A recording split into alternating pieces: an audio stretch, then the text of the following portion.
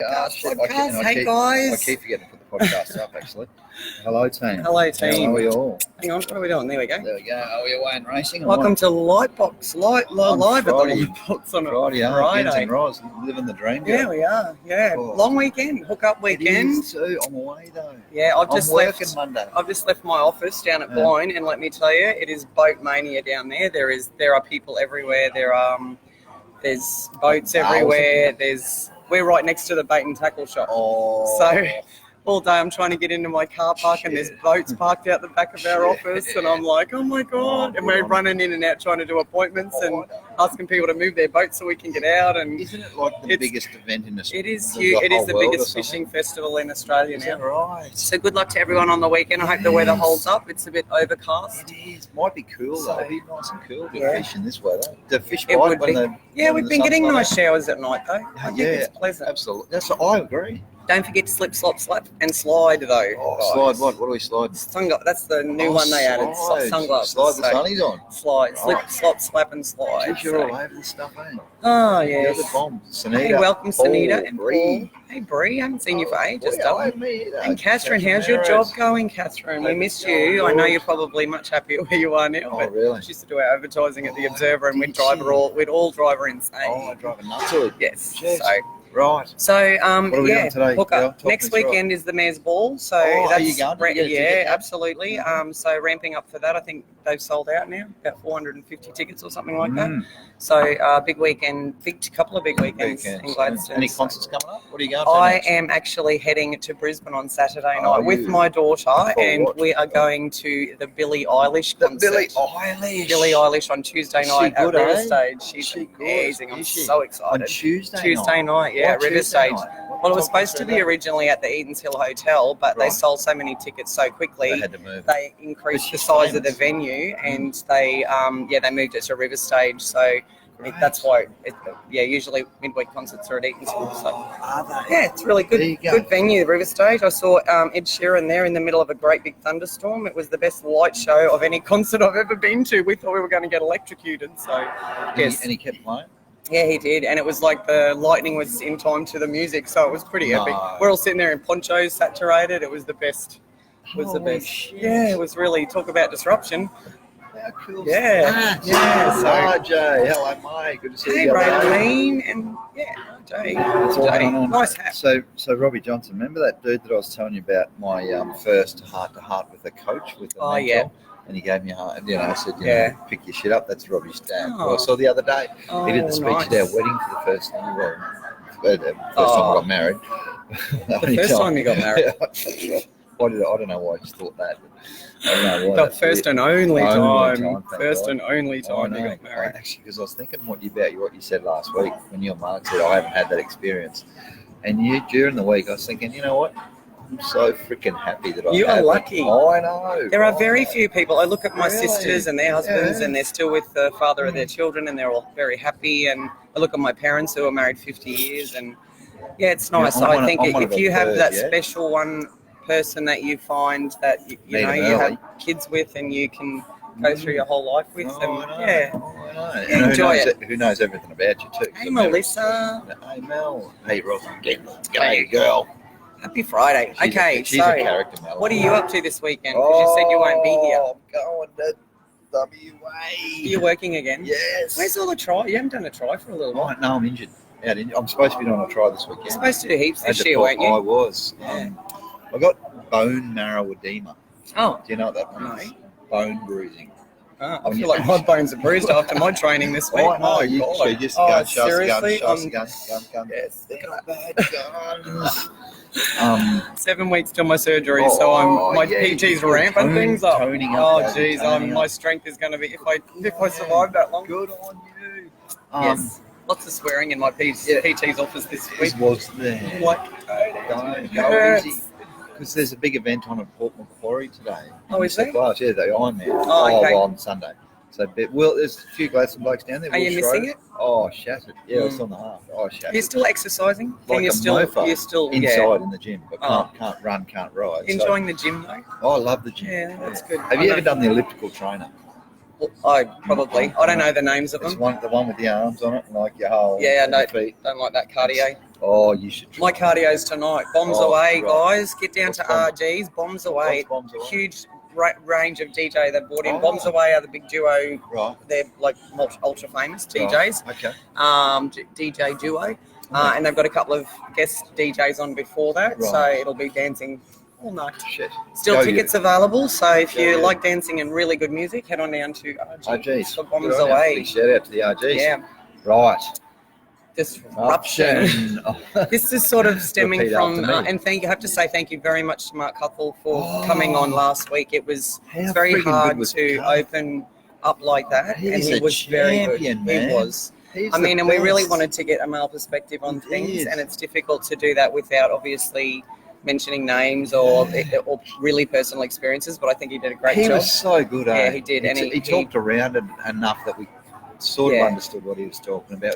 It's more, and it's coming from that emotional, tugs on the heartstrings a bit when you hear, obviously both sides of the story. And he was very open about the fact that both parties have been at fault. And, so he was honest as well, which is good. He seems like he's so got his shit together. You know what I mean? Like, did you notice that? Yeah. From all he's been through, he just seemed like... Definitely. He just seemed really, really down to earth. And he was freaking. He was 2 weeks before, we had to actually do a coaching session with him like a week or two before, which I think we said last week, and if we didn't, we did now. Yeah. So he was really worried about that because he didn't know how far to go. And he knew that Ros would ask him. He nailed it though. He did a really great job. He was and you did great. The questions you asked, and that I've rewatched it, and it was really good. It was really good. It was. Because I thought you asked him some really personal questions. Yeah, we touched on a few things that obviously when you've both been through it, and you can sort of see. And I mean, I've had so much to do with obviously with talking about it, relationships on our lives, and going through what I went through. Obviously, you meet a lot of people who've been through similar experiences. So to get the male perspective on one of our lives when we're talking about relationships is a really good thing.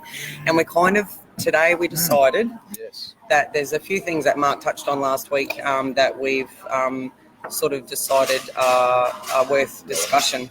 So we're still on relationships. We've had great feedback everyone wants us to continue. So if you have any other ideas about stuff you want us to talk about on relationships, we're happy to research it. This all stemmed from me talking about Married at First Sight. I know. And I've done some research too. No, I haven't. I've made some research up. You made statistics up. Absolutely. So 99% of statistics are made up anyway. Yeah. That's right. So I've got a theory on. Well, let's talk disruption first. When you reached out and said let's do a disruption, what did you mean by disruption? So I've been thinking about what Mark said last week, and I did mention last week that I did mention last week. I deal with a lot of people. I deal with a lot of families. I have for years, and we're in an industrial town where there's a lot of fly in, fly out, and drive in, drive out workers, and I've met so many people who we have a really different type of demographic here, and I think per capita we would have a lot of people who work away or work shift work. So, when you go to other towns, when people do 9 to 5 and there's structure and, they know when they're going to be working, they know what their pay is at the end of the week, all of those things. But here in this region, we have got a huge percentage of people who, are working different hours all the time. They do night shift. They even getting to the island, when the guys and girls that have had to get to the island and the logistics involved in that, with getting on ferries at 4 a.m. and not getting home till 7 at night and all of that. So, when we spoke last week with Mark, he put some of his relationship issues down to him doing fly in, fly out. And I think, it's something in relationships, and obviously I've had a lot of disruption as well in the last couple of years. So I kind of thought it would be good to talk about how disruption in relationships can actually affect your everyday life and your work and your mindset and your business and things like that. And also on the opposite side of that, how disruptions in your life can affect your relationship. So I think there's a lot of things that we can touch on that especially mean a lot to our area, because of our demographic. So, and you would meet a lot of people in industry who work those odd hours and everything. And I've experienced it. So when I first went self-employed, most of my work was away. Yeah, and you still go away. And I still go, not nearly as much as I used to. Like, I used to be away for forever at a time. And your kids were little then, weren't they? They were, only bubbies. And then what changed it, what flicked the switch one day was Jules said, you got to stay in town. Well, she heard it back. Okay. It was that year. And she said, you got to be here for the kids' high school. So I actually found some work in town that was basically 9 to 5, basically. I was going to a client site, even though I was self-employed, but I spent years going to that particular site. And thank you for that. It was an industry in town. And what really got me over the line, I'll never forget the comment that Jules made, was she said to me one day after like a month or two of me being away, I feel like a single parent. Wow. I'll never forget that. Yeah. I said, that was hard. Yeah. So, and I think women have got a way of saying those things nicely like that. Do you think every guy hears though? You know, when we talked about the out of the blue thing where the guy doesn't. Yeah, because you said you've known a lot of people who the woman's who don't get it, said things and there's been warning signs, but and then she ends it and it's a complete shock to the guy. That's right. And that's a good example of that. I guess I heard it loud and clear and haven't forgotten it, and worked at home basically for 3 or 4 years. Yeah, that's really. I feel like a single parent. That's a real. And you really can't mistake that for any other message. Yeah. This is what's interesting to me. So when you were working away, and this is what we're talking about with Mark last week. So when you're working away, I'm assuming that in your mindset you're thinking, I'm being a provider for my family. I'm working away because the dollars are better. Absolutely. I'm missing out because I'm the one missing out because I don't see my wife and kids. No. I'm the one that's got to do all the traveling and all that. Yep. So you think you're doing the right thing. That's right. And then oftentimes the wife's at home thinking he's abandoning me, and he's not doing the right thing. And he's he gets and I think a lot of times when when you're not with that person, you might be thinking they've got it real easy because they don't have to deal with the kids and getting them to school and me going to work still and the running of the household and weird, isn't it? Yeah. So I really think it all probably comes back to communication because when Jules said that to you, it obviously resonated hugely. Oh, there was no other way to take that message. Jack Smith, Harry, Troy. Haven't seen you for a few weeks, Troy. Guy and Martin. Welcome. Nigel, welcome. It's all happening. No, you're right. This is like when you said disruption, it was interesting because I thought. Actually, I'm going to go back a sec. Actually, let me talk about that one first. Our relationship was strong enough to manage that and to handle that. And I'm not saying Mark's wasn't. I'm just saying we were clear on the why. And Jules has always been really supportive, so she'll tell you that she's supported my career and my business, which I really appreciate. And see, at the same time, you know how you always say this: fill your own glass up first. And Jules has always had her glass full. Yeah. Right. So she's always happy, positive. She's got her own. That's because she's a strong woman. You've always said she's a very strong woman. And because she fills her own glass up, I think in a lot of ways she's strong enough, or she was, to cope with that, even though there was tough times. And she'd ring, and like the things that pull on your heartstrings when you do fly in and out is when the kids are playing up and she rings and it becomes your problem. And it was always Zachy, of course. God love you. God love you, Zachy. And it'd be in the middle of a session. The principals just rang again, and we've got to have a principals meeting when you get home next Monday afternoon or something. And you go, and I'd say, babe, don't ring me with bad news. And she said, I got it. I'm sharing it. Yeah, but I guess the woman's trying to get it off her chest. The guy's over there thinking, over wherever, thinking, I really don't need this. I've just worked 12 hours and I just want to go to bed. Exactly. But it's a tough one. It's a really tough one. Donna just said, I get the same feeling while hubby is away working in mine west of Mackay, 2 weeks at a time. We are at our 2nd anniversary this weekend. Happy anniversary, Donna. And the house in Serena he owns is only just ready now to be put on the market. So I think he's working there, getting ready for sales, she told us. So, wow. Lots of love to you, Donna, because it's exactly why we're talking about this today, because a lot of people are going through that. Donna on one time. Yeah, Donna, come on up one. Yeah, come on up. Coming up now, wherever you are. Come up now. Yeah, come up now if you can make it. I'm just going to move that out of the way because it scares me when it's over there. Yeah, that's right. If you're around, Donna, pop one up. She might be at work. Yeah. Can I give you another theory? Yeah, go on. So let's talk disruption, right? Yeah. Let's talk disruption in business. Yeah. So the last DVD or video store closed in Gladstone this week or last week, ever. That's disruption, isn't it? And it will never open again. So we'll never have that industry ever again. And obviously Netflix, that particular bit, one of those big video chains, I think it was Video Easy or something, could have bought Netflix for nothing. And then Netflix, talked about buying this other model once they went nuts. And the Netflix own. And do you know what disrupted the video industry? And this is the radio star. Video killed the radio star, didn't it? So what killed the video? Do you know what killed the video industry? What? And now this is conjecture, but you'll still see this on the interweb. Okay. Late fees. You've told this story before. I do remember this. I know. So the dude that started Netflix got pissed off one day because the video industry made more from late fees than they did from renting videos. And you have said, I remember you've told that story. So he got all bitter and twisted and said, stuff it all up your bum. Yeah. I'm going to do the own thing. And all of a sudden, destroyed an industry. So that's business disruption. Why haven't libraries shut down? Because don't they charge you a late fee? No. Do they charge you late fee? I don't know, but I know you get in trouble if it's late because I used to be a library monitor. Did you? I had a badge and everything. Yeah, I was the light because I was one of the. Where? I was one of the. Okay. The kids who had no one to play with at lunchtime. No, I had no one to play with at lunchtime, so I became a library monitor. How sad is it? Hey, someone's got to do it. I know, Murray and Stefan. Hey, Big Dill and Murray and Stefan. So now I've been thinking about this whole disruption thing since you. Oh, Donna's coming on next week. Oh, next week, cool. Excellent. 4:00 next. Oh, I'm not here next week, so. Oh, maybe the week after. The week after, but we might do it remotely. I'll see we can do a remote. I think I'm going to struggle because I'm in a session at that time. Anyway, it doesn't matter. It's okay. So here's the thing. I'm going to categorise at a very high level. What I mean, chunk it up. Yeah. Like general. As relationships breakups, now that we're experts on this, absolutely, into breaches. Disclaimer, actually, into breaches or disruptors. So sit on that just for a second. So you're comparing it to why business. Their business, yeah. Right.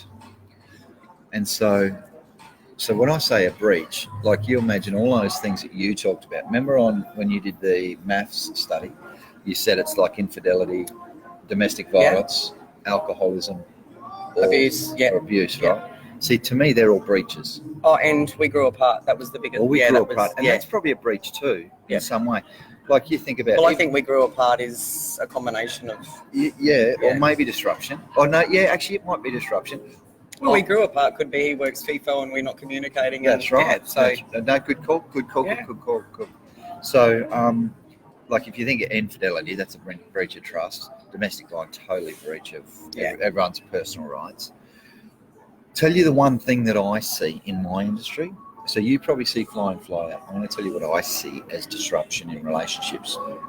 This will spin you out, and I love your view on this. Mm-hmm. Personal development. As in the lack of? No, as in the one partner personally developing, and the other one not going on the journey. Well, hello. And you have this going on. Yes, I do know all about that, don't I? Well, you do know all about that. As part of your experience. And Jules and I were lucky. We went on the journey together. I speak to so many people in my close circle that is a major issue for because I'm in that industry. And it's again, now that I think about it, it's generally the female who gets to our age in life and says, you know what, I want to get back into the workforce, or I want to get slim again, or I want to do something. Well, is that we're past the point of having children at home. That's right. You actually get to that point where you go, I need to do something for myself now. And you really don't probably do a lot of that when the kids are little. That's it. And I mean, not saying in general it's every woman. It's obviously some, there's some stay-at-home dads as well. But it is. I think that's probably the reason for it, is because the guys are working. When we say this, it's just a general comment. We're not saying all women and all men. So we're also not saying just heterosexual couples either. So there's always one partner that tends to go out and work, and the other one stays at home. And once you get the kids off your hands, as far as the school, not that I reckon sometimes they're more work once they've left. There's more stress. That's right. More alcohol consumption. Yeah. So, and Donna, I'm sure Donna's got young kids, so having to look after them throughout that time. And I really truly believe what you're saying, because when you get to that mindset of, I'd like to, because that's where my decision to have the weight loss surgery came in, was I'm over this, I'm 40 something, I'm exhausted, I'm sick of obsessing about exercise and weight loss and diets, and so I pursued a way, that I could feel good about yourself. Yeah. You want to be happy finally. Even things like, believe it or not, in a relationship I was in, dyeing my hair had a big issue. It was more about, attention. I was getting attention, and so I think when you go on a journey to, not that I didn't dye my hair for personal development, it was just that I wanted to change, and I was sick of having to dye it every 3 weeks to hide the greys. So you've had it dyed like this forever. 3 years. It's 3 years next week, I think. I was talking to my hairdresser. So. You still like being blonde? Yeah, I love it. It's mainly because it's low maintenance. Right. Seriously, going every 6 weeks. Oh God, it's way less maintenance than dark hair. Is that right? Well, because I have greys come through now. Oh. So with the blonde, if you have the dark roots come through, the greys blend in, so you can't see them. So it's way easier. I don't have that problem. Lynn has beautiful blonde hair. Does she? Yeah. There you go. And Haley too. Haley, Haley, how are you, love? So I think from my questioning, what did you when Jill said that to you? So when she said, "I feel like a single parent," oh yeah. Were you thinking and this is just out of interest, were you thinking like you would have been on a good income, I'm assuming, working absolutely. away? Yep. Did the male provider, hunter-gatherer part of your brain go, how am I going to do this? Because I'm getting good money and I've still got to keep up the mortgage and all the rest of it. How do I just step into a local job so my wife doesn't feel like a single parent? That's right. And that's a challenge, obviously.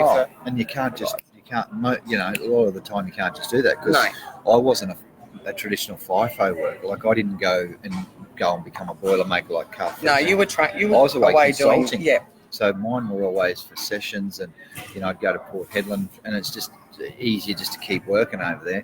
And of course, every weekend that I worked, I'm on the clock all the time, like everyone else. And so, the money was great. And all of a sudden, Jules spent 6 months in bed, so I had to be like, because she hurt her back. That's right. And I was just so lucky that I had contacts out in industry that were willing to give me, project manager and project lead type roles that I could be at home every night.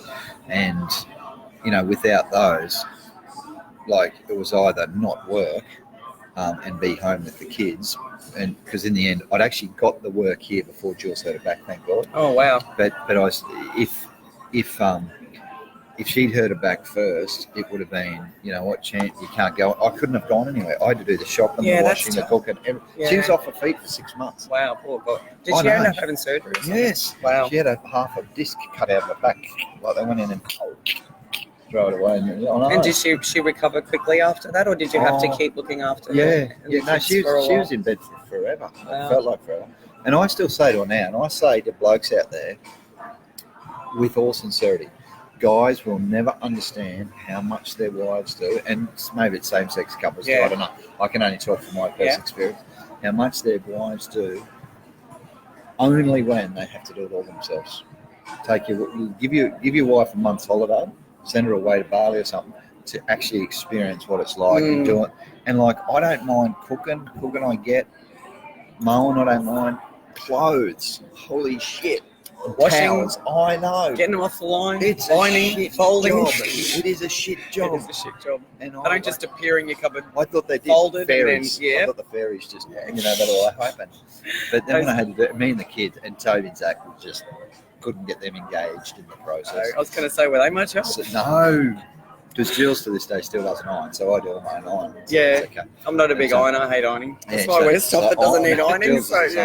But I'll tell you what, that period in life, I couldn't have moved. Big lesson, eh? Oh, it was huge. And I still say to Jules to this day, Ros, I shit you not.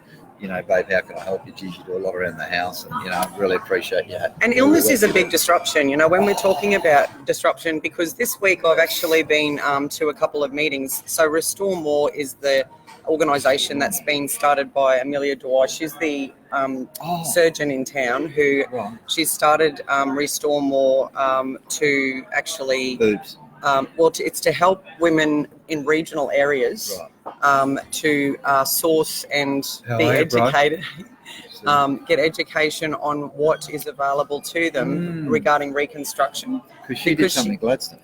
Yeah, well, we had the fundraiser for Women Connecting Women last year, but they're in the process of getting their not-for-profit status. And just a plug for the launch. So the Restore More fundraiser launch, launch of Restore More will be here on October the 12th, Entertainment Centre. And it's going to be a big gala evening where they launch it, and we will have there'll be guest speaker. There'll be a lot of things that we'll talk about as it gets closer. But yeah, save the date, and I'll just very quickly go on the page. So there is a page that everyone can like. Now the idea is to obviously get out to. Oh, we're live. Here we are. Look at that. Why don't you show that on there? That's pretty cool. Yeah, look. Oh, look. There's Donna's comment. Hello, look. Hey, see, we're delayed. See that? Oh, there you go. So the idea is because in her travels, Amelia has, here we go, save the date. So I'm just going to show this on the screen. So that's Restore More. I can read that on this. Save the date. Okay. So Restore More, Amelia's been out to a lot of regional areas where, like, you know, farmer's wife, and she's had breast cancer. They don't know that there is the option to have reconstruction in somewhere like Gladstone. With Amelia, she's an amazing surgeon. She's actually done, my friend Nat is involved in Restore More. Well, she's Amelia's done Nat's reconstruction. A lot of women think they have to leave the family, go to Brisbane for that sort of surgery, and that's a huge disruption in a family. And we're talking about women looking after their man and everything. You won't see more of that than in the country, I can tell you, because the guys are out running the farm and the woman's feeding animals and trying to run the household and everything else. So a lot of women in regional communities, because it's such a huge logistical thing for them to go away and have something like a breast reconstruction after breast cancer, you know, they put themselves last every single time. They don't put that time aside for themselves. So Restore More is basically to try and get that message out about looking after yourself and the mindfulness side of it as well. So there'll be a lot of workshops and road shows out west. They're going to go out to Emerald and Billawheeler and Mara. It's a really, really great thing for our area. And there's a lot. There's also a workshop in down in Agnes soon for Restore More. So keep an eye on it, guys. And please, I'll put the link up to the page there, because illness in relationships is a really big disruption. Like you said with Julie's. Not only illness, back. Can I tell you something?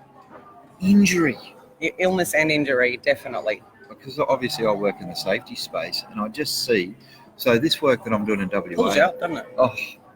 Look at me hurting my tailbone in December. I was literally on the couch. I'm weak. I was on the couch and I was sore for months. But man alive, it pulls you up. And it stopped everything in my life. Like as far as I couldn't train anymore. I struggled to, go to my massages even because I was so damn sore. I get it, yeah. So the work that I'm doing in WA at the moment is actually safety leadership stuff, and it's about hand safety. And they've got me talking about my incident and the fact that I couldn't wipe my bum. I told you about check wipe. Yeah, we did. That was so cool. That's such a we've already gone over that one. Check wipe. I'm telling everyone I bet you've told. Yeah, I was going to say. And I'm telling it all during all the sessions I'm doing at the moment in town. Anyway. Mark and Mel, welcome. So I'm back. Where was I going with that? Western Australia. So you're doing. So we're doing injury. Some hand safety stuff over there, and just working with leaders and working with the teams over there on how to keep your hands out of places where you put them and you won't be wiping your bum for 6 weeks. And I'm like, you mean avoiding an injury at work? Correct. Is that what you're talking about? We're not, which is a bit different. Yeah. And like some of the injuries that I see that just happen, and they just, and people and the slightest thing, just like lop off the end of your finger, and this is where all your feeling is, and all of a sudden you can't pinch stuff properly. One dude, get this. Like there's these big drill rigs, right? Yeah. And they've got these clamps on them. They clamp the drill rod. Oh, I'm shuddering already. I know. Okay. He hears this ting on ting, which is a metal on metal, while his thumb's stuck in between it. Oh my God, okay. Just hanging there. And he said he could have ripped it and ripped the whole thumb and all the skin off, but he said he left it there because he thought... So did they save it? Yeah, they saved a bit of it. Would it damage his nerves? Yeah, it's a bit funny. Mate, your thumb's so important. Like one digit, and you try gripping things or taking a lid off something. He said he can't even pick up a beer, which he's really disappointed about because he can't pick it up properly. Yeah, because of the grip. I know. Yeah. You just cannot grip things properly without your thumb. He was off for months, and I don't know, maybe he got paid, maybe he didn't, but it affects his life ongoing. But there's some people, like, you imagine so you get injured at work is one thing because you get work cover. Yeah. And mind you, I was reading something on the net today. Some dude hurt his hand at a mine out in CQ, They didn't treat it properly. Sent him back down in the mine. It got infected. Nearly lost it. Often worked for months, except $1 million payout. So wow, it's never worth it. I mean, It's never worth it. I've got a friend. You know, you were saying there's work incidents, then there's just every day. I've got a friend who was roller skating with his sons. Yeah, he's fallen off, completely shattered his arm. I know. Completely shattered his arm. He actually can't. He can't work. It was never pinned and plated at the beginning, so it's healed crooked. And he's off work. No, wasn't at work. No pay. Wasn't at work. No pay. No pay. Don't do stupid shit at home. Can't get like paid for income protection or anything like that. And it has honestly, it's affected everything. What he can do with his sons, what he can do in the house. He's a single dad. Yeah. I'll tell you a story in a second. We get to talk safety with you through GECC. Shit, what's GECC? That's it. Oh, that's it. Entertainment and Convention What am I doing Centre. in 2 weeks' time? What's Donna? Can you help me? Anton doing something, Donna? Maybe I don't know. I can't remember what I've got in my diary. That's okay. But it does affect everything. And relationship-wise, obviously, relationships with your kids and your partner, and like you injure yourself. Can I tell you a story about huge disruption? Talking about single dad. So we're in a mining town, and over there, infidelity. Is that the right word when you play up on someone? Is that the right word? There's a lot of words for it, but that's a nice one. Yeah, infidelity is rife. And this mate of mine, Paul Bell, who I'm still in contact with him now, little Indigenous guy, best bloke on the planet. I love him so much. Anyway, found out his wife was playing up on him with the tyre. Okay, yes. As you do. As you do. And so the bus that took us all home ran between where the tyre fitter lived and his house. That was the bus route. Oh, God, yeah. So he got a trail of her undergarments and took it down the road from his place to the tyre fitter's house as the bus went past. Just followed this trail of undies and bras and knickers and lingerie. Oh my God! I hope you're allowed to tell that story. Oh, he won't. This is many years ago. Oh, okay. Anyway, so he obviously kicked her out and gave her the boot. And Jules was great mates with her. Her name was Megan. I was great mates with Belly. Oh, so man. of course we had both sides of this thing going on. And so we'd have Belly come over and then he'd go and then Megan would show up and I'd go, far out. So anyway, single dad. Now, she walked away, get this, he's never seen her again, and nor has his son. Wow. We're talking 1997. Wow. Now, get this is the real sad part. A couple of years later, Christmas Day, he happened to be out working 2 hours out of Charters Towers. He's a fitter. Actually, he's a fitter. And a steam pipe burst in front of him, and 3rd-degree burns. Oh, wow. I know, look at someone's given us these ones. Yeah. 3rd-degree burns to 60% of his body, 2 hours out of town, and a bit of muddy water beside him. That's all he had. I know, tragic. He never worked for 10 years. Oh my God. As a single dad. Wow. And I never asked him whether he was in my blue book. I've written a blue book with stories about people in it. He's one of the stories in that. Just about how you overcome these tragic events in life. So talk about disruptors. Because you know all about burns are horrible shit. Yeah. And he gets and you have issues for years. Oh, even if you he did. It's like you said, that skin doesn't grow, does it? It doesn't on the grow, sweat or stretch. Yeah. So you can imagine it just stays that size. Yeah. And for him, for 10 years, it would all tighten up, and he'd have to go back because he couldn't lift his arms up. Over time, he couldn't get his arms up, so he'd have to go and get. Terrible. We used to call them his expansion joints. They'd have to just cut bits out of his skin. Be in pain all the time too. Couldn't go out in the sun. He finally went back to work. We had Christmas lunch with him 10 years to the day after his incident because we sort of with the burns, we were a bit connected, and his was way worse than mine. But it was just sort of nice to watch his story, and his son's quite successful now. He's got a Thailand business, and we were only talking the other day, me and Billy, and it's just a story that I remember on how, a workplace incident drastically. He would have had to find someone to look after his son. Oh, absolutely. That's right. Imagine that. He was in hospital for months and months and months as a single dad. How do you parent? Talk about disruption. Wow. Oh, I know. And it would affect every aspect of your life. Absolutely. So I think people underestimate. We don't go to work to get injured. We don't, when we're playing with the kids on the weekends, doing stupid shit or putting up the Christmas lights, we don't think that something that only takes a second and your life changes. Now, I'm just putting a safety advocate hat on here for a second. I tell you what, though, a heartbeat. Yeah. Heartbeat. You drive too close to a cyclist. Yeah. And that's the thing, people don't realise how much their actions can affect other people. Yeah, exactly. And, things like, even just an illness that comes on you. Absolutely. I remember cancer.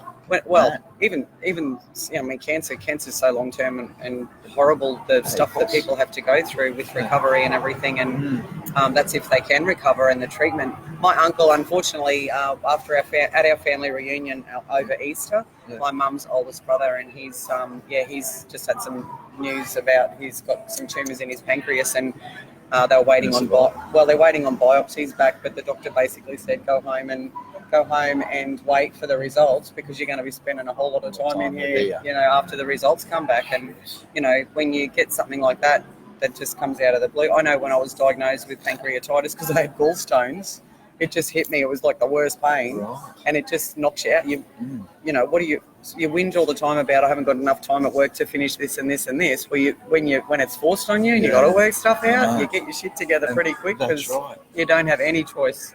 Actually, it's funny you should mention that, because we've talked about injuries and we talked about Jules's and the big impact that it had on our life. It was amazing, And you know how quickly that happened? She was on a plane. The plane touched down, landed, boom, popped disc. Oh, is that how she hurt her back? Oh my God! See, something so simple. I know. Everyone believes they're invincible until you have your first child. Oh my God, little Jess. That's my beautiful. Jess was my first ever PA in real estate. Yeah, she's beautiful. Good on you. And Troy Postle, how are you, champion old Gladstone boy? He Troy, knows about my incident Robin. really well. And Robin George all the way from NZ. That's true. But and I'm a bit, speaking of being invincible, it's becoming very, very real to me about, what pain to expect and everything in my surgery. And obviously I have time to plan the time off and get my business in order, and know that my clients are going to be looked after while I'm gone and all of that. But when it's just immediate and you don't have that time, you have an accident at work or an accident at home, or you get diagnosed with something immediate, and it's really confronting, and it can affect your relationships. And you never get over some of these things. No, and then on the flip side, like we were saying before, relationship problems can affect your personal life as well. On the other side of that, if you're going through, and I actually was just saying to Anton when I arrived, I've spoken to a few business owners around the country. So some of them are interstate, just friends, and talking about and people that I know, just talking about how's business going and how and then to hear that they're having situations or stress in their relationships which are caused by the things that they're having to deal with, and a lot of it's got to do with financial pressure. So a lot of times financial pressure can it is a massive disruptor. And with the amount of marriage breakups that I have seen in the last 7 years since the boom, it's very sad the amount of people that are suffering badly from losing a lot of money. What was that? Oh, okay. So a lot. I thought the battery might have been going flat. So a lot of people who have, their marriages have ended because of the downturn in the market and what pressure that's put on people. I've talked to people who, they've separated, they've had to do, binding financial agreements, and they can't even sell the house and get out of it now. They've got no way out. A lot of people have chosen to hand the keys back to the bank, but the social effect that has had on our region, we've had many suicides, we've had a lot of marriage breakups. I think I've said before, at one point I think I had about 27 listings and 85% of them were separations or marriage breakups. So it has had a really big social impact on our, and honestly, apart from the lack of communication or whatever you might be able to pin it down to, it really comes back to the pressure of financial pressure in a relationship. I know, it's crazy. It's really crazy. If you want something to challenge your marriage, get broke. Go and get broke for a while. Oh, God, yeah. Because I've been at both ends of the spectrum. And people say money doesn't make you happy, and that's true. Excuse the language, but money makes it easier to have happy experiences. Absolutely. Although in saying that, a lot of people do live outside their means, and I saw some wicked things, back in the boom when we'd go to someone's house and they were working at the island, and we had these young people buying $700,000 houses and, big boats and four-wheel drives, and you're looking at them thinking, oh my God, this construction's not going to last forever. And I think this is where the Bank Royal Commission's coming in, because, you know, to have financial institutions loan money to people in that situation, it really does, it doesn't help, you know. No, exactly. It doesn't help. People get way overcommitted, and we got way overcommitted. Oh, you know what? I think 90% of people in Gladstone that bought, or, you know, they overcommitted in that area. Really so, well. How you doing, love? Yeah. That's good. So it's very, very. We're doing a live video. It's okay. It's all good. It's all right. We're nice. Unless you want to come on and have a chat. Talk No, she's not interested. Long-term marriage. Yeah, we're talking about relationships. Yeah. So it is. It's really important, I guess. And this is where, you know, I've tried to teach my kids, and you know, Jack and Sarah, like I said, my daughter and her fiance, they've moved in together a year or so ago. They, you know, to talk to them about budgeting and not overcommitting. In saying that, I have to tell everybody, oh my God, I've experienced the opposite end of being a real estate agent this week, because Sarah and Jack have to move in from Calliope because the house they're renting has sold. And because the agents book particular times for inspections, and they both work full time, Mum's had to go out and look at all these houses. So I have to say, if you're in the rental market right now, keep a really close eye on it, because it is on the move. Like the houses that are the exact same type of house they're currently renting for $215 are now between $260 and $300. Every single inspection I've been to, there's been between. Why did they only put mine up by $10? Well, honestly, between 6 to 12 cars at every one of those inspections. I'd pull up and I'm like, this is ridiculous. Multiple applications. The agents that I'm talking to when I go there, they're saying, oh, we're going to get a lot of inquiry on this. And there's very few. That's a good thing, right? Quality. Well, it's good. I mean, if you're renting, it's obviously not. I've experienced both sides of it this week, because I'm going, where are my kids going to get a house? Because there's, you know, if there's four or five applications on every one of these houses, how do you get one? It's going to get really, really tough. So I think we're starting to see some movement in that area of the market. A lot's going to hinge on the results of this election as far as the investment property market goes, let me tell you. So it'll be watch this space. And, you know, Zacky's at that age now too, financially. See, the challenge is no one says to Jules, you know, 10 or 15 or 20 years ago, marry an entrepreneur, it'll be fun, they said. Yeah, but you know what I mean? If she married an entrepreneur, she wouldn't have you, and you wouldn't have your fabulous... No, but she did marry an entrepreneur, is what I'm saying. Oh, okay. And it's not fun, because it's up and down like a horse draws. Yeah, no, but you're still together and you cope really well. That's right. And nothing will ever be a problem in the future. But that's what being a business owner is all about. And that's right. John Saroti's joined us. And the challenge with being an entrepreneur, an investor, a real estate agent who, you know, works on commission and those sorts of things, where, see... There's not much assurity. There's not. Let's go back to Tony Robbins' 6 human needs, right? And so the top level of human needs are variety or certainty. So they're paradoxical. So, and women they need certainty. Males need variety, right?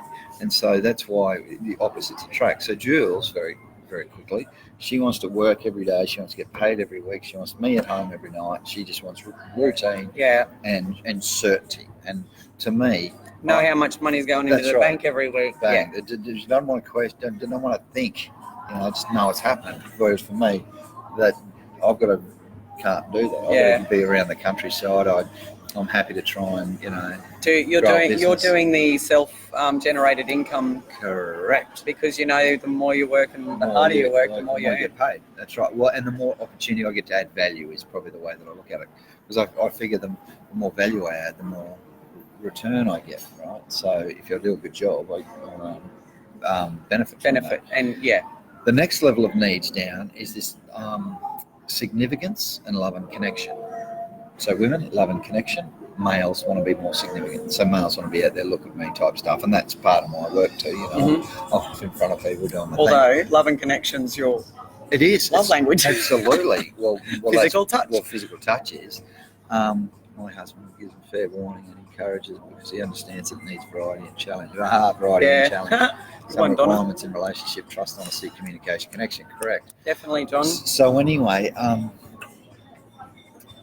So love and affection. You're at the second level with Tony Robbins. Okay, so significance and love and connection. And of course, males need love and connection. They just won't admit it as much. And I'll admit it that you got to be able to connect, obviously. Yeah. But I like the significance too. I want to be, I'm the business owner, I'm the speaker. Hey, mate, here's Blake having a session this week. Oh. Isn't that crazy, man? I know. All that sort of stuff. But we're in the right place for it, right in the centre of town. We're bound to run into someone. Then the other two is growth and contribution, right? So they're the bottom ones, and everyone, male or female, needs growth and contribution. There are two highest order needs that if we don't grow and we don't contribute, guess what? We either grow or you don't. Yeah. Right. And that's why this growth is so important, because some of us go on that journey and we go there faster than others. And all of a sudden, our partners don't come on the journey with us. And hello, Sarah. Hello. Good. Who are you looking for? I haven't seen him. No, he's here somewhere. Yeah, he does usually park that way, comes up that way. Be a good girl. So this growth and contribution. And for me, contribution is such a big thing. And so is it for you, because you're really contributing with the work that you're doing now around sharing a story. And for me, I'm the same. I'm just give. And it's interesting that you say that, because is that a personality trait? I reckon. Because I know there's so many people, for example, sharing my gastric sleeve story and weight loss journey, and there's so many people who I know who've had the surgery and haven't gone public with it, but they ring me and they're excited and they're talking you're such an inspiration sharing your story, and I don't want everyone to know, and I'm like, I'm fine with that, but they still have that same excitement surrounding what it's done for their life, and how much more physically capable they are and all of that sort of thing. Absolutely. So, you read that one out from John. Okay, the difference between a man and a woman. A man wants sex to feel loved. A woman wants love to give sex. A woman wants to be loved to give sex. I've heard that many, many times, and I think that's got a lot to do with the 5 love languages as well, because for a lot of men, I think it's a physical thing and release, and that's why sometimes it's really quick. For a woman, a lot of times it's about the actual, the cuddling and the touch and the affection and feeling wanted and warm. And you probably don't even need to have sex to feel that physical touch. No. It's about connection. No, that's right. No, I get that. And thanks, John. Yeah, thanks. Thanks for very true. breaking it. We have to get John back up here. Thanks for breaking it right down for us. That's the crux of it. That's it. Yeah. So can I ask you a question then? Did you find Sarah? Sarah. Someone's looking. Oh, hey, bro. Yeah. Good. Good. How are you? Good. Hi. We're doing a live. He took off. Come and join. Come and say hi. How are you, bro? How's life? It was good. Great. Just doing great work at the council, mate. Oh, thank you, and I'm very, very honoured and grateful to be part of that journey. And I tell our story pretty regularly. So, excellent. Did they give you some feedback on it? It's terrific. All's going well. So. Did you just find your video? Too late. They saw it. And I noticed that. Seeing your, thank you, and I'm pretty careful on who I shout out to as my clients. Gladstone Regional Council have got our client of the month. So terrific. So you'll see that on the bottom of our email now. So excellent. So thanks for having us, bro. Thank you. Thanks for coming on. So I was going to ask. Isn't it nice for a happy client? I love how his beer's here like this, and then he goes, with his logo. His logo. I'm like, Friday afternoon, are you supposed to be knocked off early? That's right. Isn't that so That's cool? so funny. And he's just such a great client. Oh, it's nice when they're thanking you for the work that you're doing. So, just a testimonial. Yes, definitely. With the beer in hand. Oh, they're all coming. Everything I thought they were council people too. Everything happens over beer, I can tell you. And it's fine. I have beer and it's Friday afternoon, so I'm sure everyone, not everyone, I'm sure a lot of people are down having a beer. Do it responsibly. So, there's a dog over there. Yeah. Didn't know the light box was dog friendly. There you go. The dock is. You can have paws and I know. There's a paws and pots. Pots and speaking about beer. That's it. So, can I ask you a question? Yes. Okay. I want you to. So, I just want to go back to from this, where we started with you. Yes. So you flying in, driving out. Okay, for work. Okay. So, as far as you as a provider, what actually meant more to you? Your wife saying to you, you need to come home because I feel like a single parent, or your need to be the provider and know that what you're doing is meeting your needs, filling your cup because you wanted to be going away and training, Did you have any thoughts of?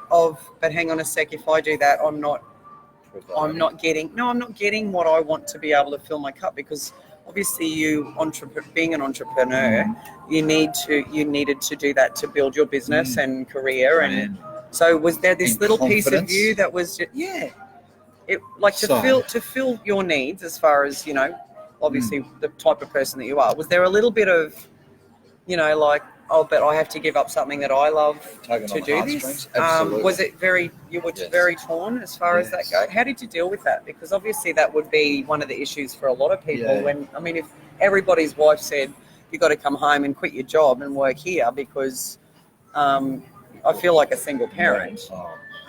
Like, how do people deal with that, do you think? How do you... That could break a relationship. Absolutely. If the husband... See, some hubbies wouldn't get that. Some hubbies wouldn't have even heard that. Do you know what I mean? Seriously. And some hubbies would have heard it but not dealt with it the way you did. That's right. And like you said, it was fortunate that you had an opportunity come up where you could stay here and work. So lucky. But a lot of people wouldn't have that. You can't just step into another job. That's right. It's funny you should mention it, because I remember taking the call. I was sitting in Port Hedland, right? And 6 months before, the same guy had offered me the same opportunity, right? And I said no, because I want to keep doing what I'm doing. I'm not coming back. Then I'd accepted another consulting gig in Brisbane. So I was about to keep going Monday to Friday to Brisbane. And then I got this call, and I actually said, bang. It was just after Jules had said that. I'd been home, she'd said that. I rang Brisbane and said, I'm not coming. I'm going to Glasgow instead. Sorry, champ, which I never would have done. Well, how fortunate you had that job lined up here that you could... And I'm like that now too. Like, I could be in a few places at once, which is really nice. So business is going nuts. Again, as you know, Glasgow's going nuts. So did Jules ever want to, come away with you? She does sometimes. Yeah. Let me tell you this. Let me answer that question for you first. It is because it was funny. Even if we go back a bit, we were living in Wollongong, so we did a 10-year journey around Australia, and we always said, it was to chase my career, and Jules was always supportive of that. And was she teaching at the time? No. Oh, so she wasn't working, or she just had the kids at home? She had the kids at home. Yeah. She was a mum. When she walked off the mine site in Panna, so we were both in Panna when we fulfilled our marital tendencies one day, and she became pregnant, which was really nice. Oh. And we didn't want to have a little bub over there, so we let Toby. That's right. Toby was first. And so she walked off the mine site and said, I'm never going to go back to work in an admin clerky role. Yeah. She said, I have a dream. I'm going to become a teacher. How old was she then? If she was pregnant? Nearing 27. 26, 27. Yeah. And then I think, actually 27, I think Toad's was born when she was 28, maybe. Yeah. Anyway, maybe same time, mate. That's why our kids are the same age. About the same time. Yeah, same time. My mum was 28 when she had me. So anyway, so she said, I'm not going to go back to work in the clerk, I'm going to be a teacher. And it was funny because she said, I've always had this dream. And I'd known it for 10 years. I said, that's interesting. Had she never told you that? Oh, that's amazing. Right, which is weird. I'm glad she did. Yeah, speak that's up. right. So then she went and found a teaching degree you could do externally, which there wasn't many. There was only, frozen, no sound. Oh, sorry, John.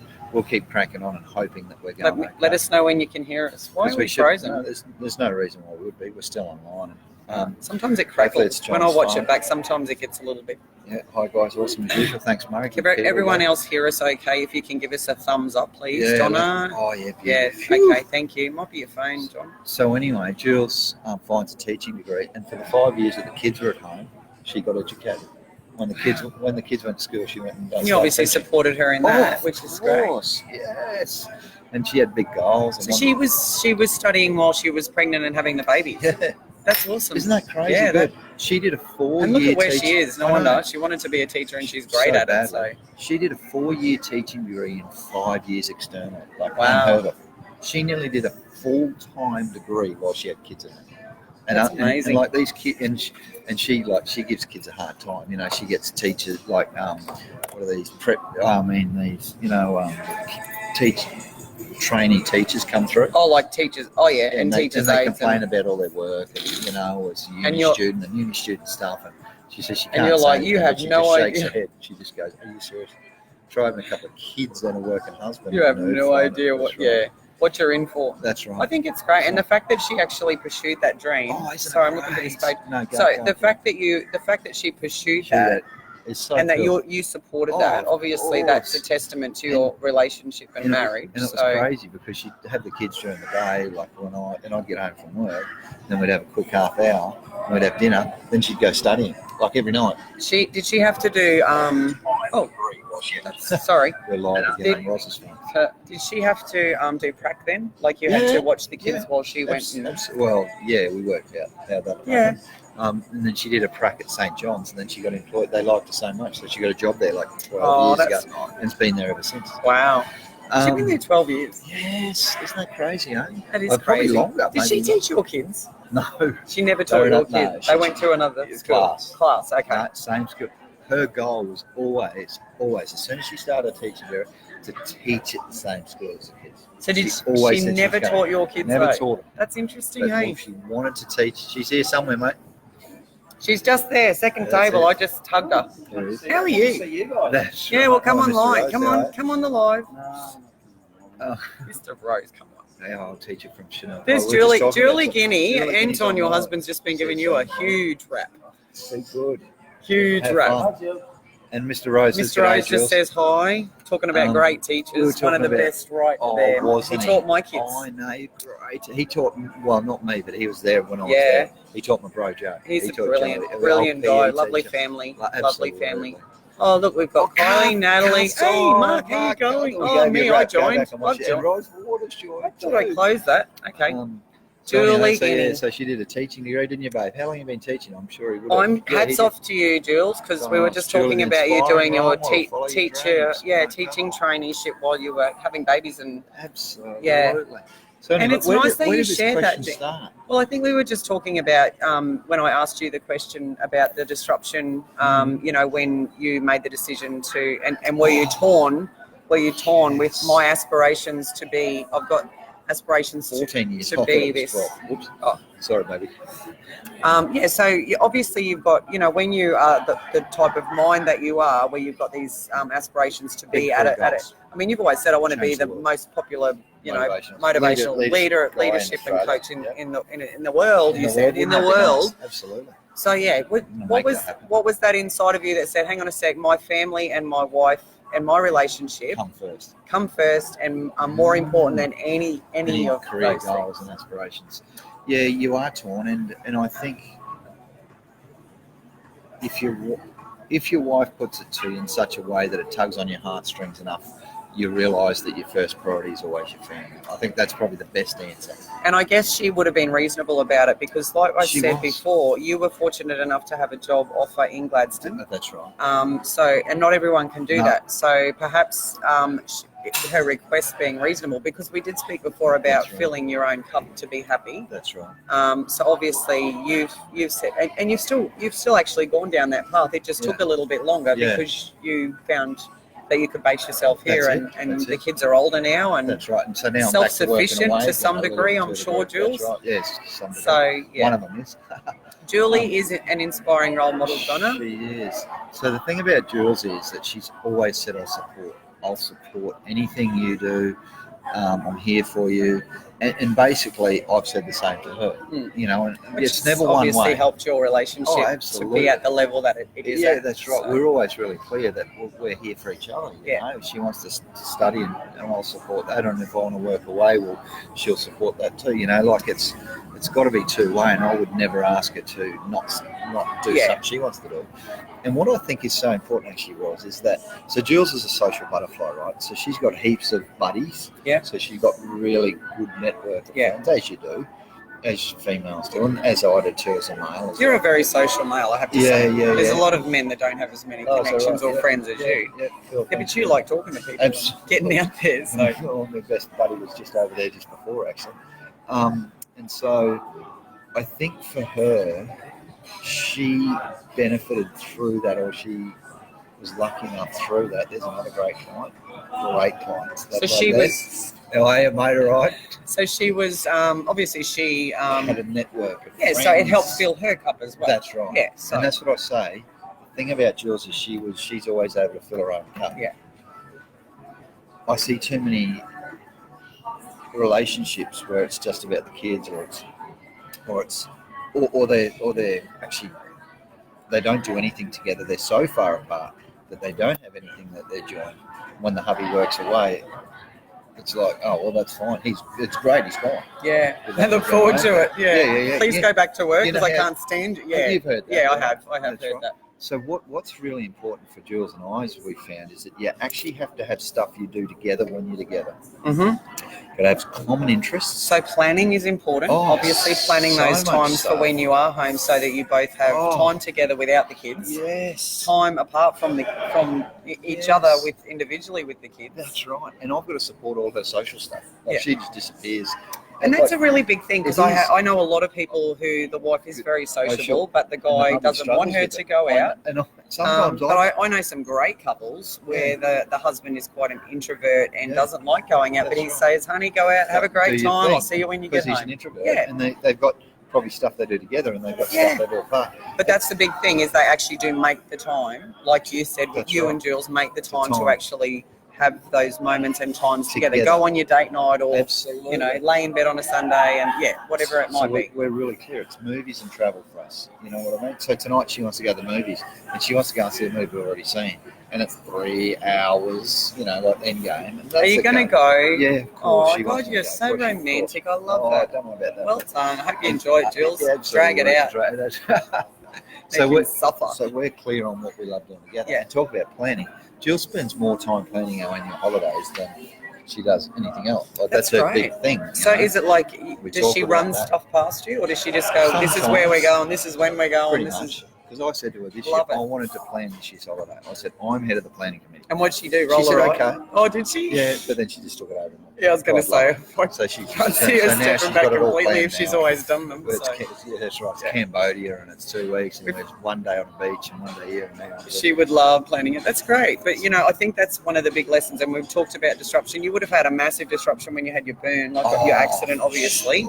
And we've talked about how, injury, illness, accidents, workplace or outside of the workplace can affect relationships. And also how not just illnesses, we're talking about any sort of disruption outside, and it may be that someone's just having a really shitty, miserable time at their job or at work. And if you bring that home, that's disrupting your relationship. Sure. I told you about the trouble tree, didn't I? The guy that was always angry, and the trouble tree. So the guy that used to go to work every day, and he hated it, hated his boss, got treated badly, hated the work they made him do, just had a miserable time. So he'd come home, rip his wife apart, yell at his kids, sulk on the couch, and just hated it. So he ended up going and getting some help. And some Buddha or guru who spoke to him said, have you got a tree outside your house? And he said, yes, I have. And he said, every time you get home from work, I want you to walk up to the tree and put your hand on the tree, and that will be your trouble tree. And you need to touch the tree and leave everything that's happened at work during the day in the trouble tree, and you don't take any of that inside of your house. So he touched the trouble tree, walked inside with a smile on his face, cherished the moments with his kids, reconnected with his wife, and he left all of that. There's big challenges in that, because I have had some pretty stressful days at work recently where I've struggled to sleep. I've got my mind's just overactive trying to think of everything. So really hard to do that, but you need to find ways. If you want your relationship, I don't need a tree. A pot plant, a succulent pot plant. But if you are finding that you're having trouble at work or during your everyday life or stress or whatever it is, and you're taking that home and it is affecting your relationship, you need to actually find ways to let that go, I think, and whatever that may be, exercise, counselling, go socialise, whatever it might be, but make sure you're communicating that within your relationship, and my biggest thing is cherishing every minute with your kids, having those times, which is why I always say, I've always said, and I've said in the past on our lives, going back when the kids were younger and even right up to, older primary school, every single night, regardless of what I had on or what I was doing or how busy I was, I would go in and read the kids a book. Yeah, we were the same. Read the kids a book. I would always, and as they got older, I would individually go into their bedrooms and sit down and ask them about their day. Be surprised what they open up about. And the other thing was sitting around the table and having dinner. Put your phones away, turn off the TVs, and sit around the table and actually talk with your children and your husband or your wife and reconnect, because for some people, if they don't do that, there's literally not one moment in a day where that family sits and actually connects. Wow. There's not one minute. How many times people sit on the couch and eat dinner and they've got their phones in their hand, even socially. Sometimes you go out, you're sitting around a table and there's 6 people there and they're all doing this. Jules and I go out because we talk a lot. Yeah. And we just look around at the other couples who are not talking and they're on the phone. I was like, well, why'd you go out to dinner? Just go and sit on your phone. Oh, exactly. And it's like they're literally sitting across the table messaging or texting each other. And Jules is saying we all have our skill sets that we're good at. Planning holidays is hers. That's you know what? I believe that, Jules. I think you need to stick with being the holiday planner. There was one. And the social planner, because this movie tonight for 3 hours, Anton's so looking forward to it, I'm sure. Yeah, absolutely. It was like one time, Jules still tells this story. We were going to Vietnam for a month backpacking. Yeah. And she hadn't done much planning for this deliberately because I said, I just want to turn up and just work our way around the country and just backpack around. And so we knew the sort of the cities we wanted to get to. Yeah. And, Jules had some sort of an itinerary, I must admit. Because she would never researched it in the background, exactly. She's a teacher, come on. That's right. And I was flying and a very smart lady. That's right. Literally, I was flying in. Wasn't leaving the airport. I'd been away for weeks. Wasn't leaving the airport. Was jumping back on a plane to go on overseas. Yeah, oh my God. That was what life was like. And so Julie just turned up with your backpack, that's basically. Right. And off we went. It was a true story. It was crazy. And was that actually a great holiday because it was not as planned? Absolutely. Yeah. We had a blast. Kids didn't. Fumbled your way through. Really? Kids never want to go back to an Asian country again. Wow. Freaked them out. Well, have you been to Vietnam? Really? Oh, I haven't. I've been to Singapore. Yeah, I've been to Singapore. Singapore's like very clean. And I have small amounts of money deposited in my bank when hubby's thinking of me, and the reference will say things like buy some clothes. Oh, Donna! That's beautiful. So she deposits things. No, he does. Oh, he does. Small amounts of money deposited. Oh, he deposits. Oh, that's nice. And the reference on the thing will say flowers, coffee, day. Oh, that is romantic. Isn't that beautiful? Yeah. Well, I hope your house out there sells really quickly, Donna, and you can have a bit more time now it's renovated. That's a beautiful thing to do. Yeah, hell yeah. Well, what do you reckon, Gil? We could do this for like about 3 hours. We could. I hope everyone's enjoyed this, but we really need to be conscious in relationships of any disruption, and we need to be we need to also be conscious in our everyday lives how much it's affecting our relationships. So, either way, I think as a continuation on from us now being the relationship gurus, that's right. We just really want to bring that up, and I think we could probably talk more about it because there's a lot of other disruption that you can have in relationships, and I'd love to probably get John Sorotti back maybe to have a talk about what sort of effect he's seen, and I'm sure he would have seen a lot. There's also things like drug and alcohol abuse. That's a disruption in a relationship. That's right. That also can affect obviously people's jobs or ability to get a job. So there's a lot of things that can actually mental illness. Mental illness is a big disruption in relationships, and also I don't know. I've got my reading glasses on, so I can't actually see people long distance. Relationships can actually cause or actually exacerbate mental illness as well. I've met people who actually have said, and this is purely coming from them listening to our lives, and they've said, I never suffered anxiety before, but being in a controlling abusive relationship has actually been the trigger for my anxiety or the trigger for my depression. So I think there's also that aspect of it as well, where not just physical injury or accidents or illness. I think mental illness is a really big thing. How are you, bro? So I think that's something else that we can probably touch on and talk to John about. Because, so that's that mental abuse. Well, if you're stressed at work and you start drinking or taking pills, and that starts having a bad effect on your relationship, or I know personally myself being in if you're in a domestic violence relationship or narcissistic or controlling or whatever, it actually can create very anxious thoughts in your head, and there's always triggers there, and it takes a really long time once you're out of a relationship like that to actually recognize I'm not going crazy, and I'm not I don't suffer anxiety anymore, or it starts to slowly fade because your trigger's not there. The trigger is not there anymore. You've probably got to decompress. A lot of people are like that. So we better wrap up. Then you've got to show up at work the next day. Yeah, exactly. Exactly. Like I said, disruption, it affects the workplace and business. And I've got to tell you, my biggest eye-opener in life was going to men's counselling group with John Sorotti. Well, men have got some issues. Yeah, and that's why it'd be good to get John back on, because I'm sure he's got something. It was like 9:30 on a Thursday night. Men breaking down. Yeah, and you were saying they did all of that and then had to get up for work. I said, "What are you doing tomorrow?" I'll be at work at 6. Yeah, at 6 o'clock. And they're taking all of that into a workplace where they're supposed to have a clear head and be... And into crazy hazardous industries. Yeah, see. And working next to people. Yeah. And I like that used to freak me out. Okay, see you, Mark. Ricky 18's birthday. Happy birthday, Ricky. Be good, man. Love your work too, bro. Yeah. Be good.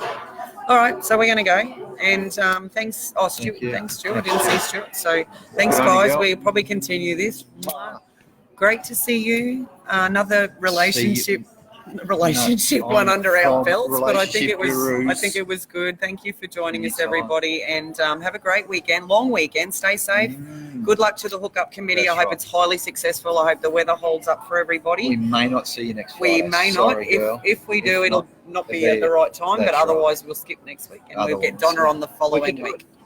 Maybe we can next do an Saturday. Early one. Yeah, we can. We've done Saturday or Sunday. Well, let's do that. Yeah, let's do it live from the airport. All right. Have a great weekend. Stay safe and have a good week next week, Mr. Guinea. You too. See you later. Bye. Bye, Tam.